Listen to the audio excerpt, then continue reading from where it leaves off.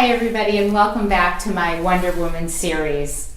This week we talk about decision making. Decision making is critical. It's what we get paid to do in business. We get paid to answer problems with solutions. But it turns out not every decision is created equal.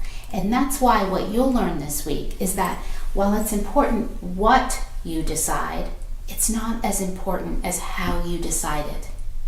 And while it's important why you make decisions that you do, it's not as important as how you make those decisions.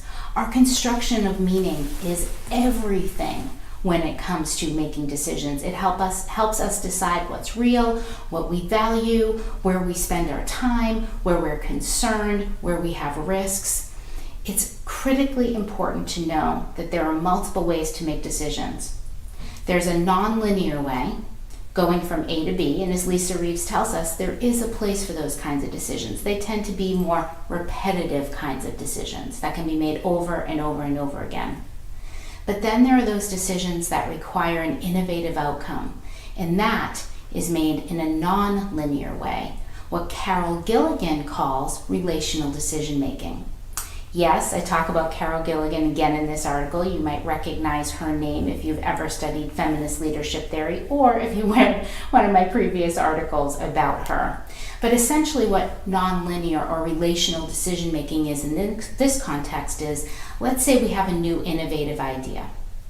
Before making the go for that idea or figuring out how to make it happen, we think about things like, what would that decision's impact be on the people who have the greatest stake in that decision? What would the impact be on other competing projects or even adjacent projects? When you have a decision to make, think about the tools that you have. Is it an easily repeatable decision where you can go from A to B?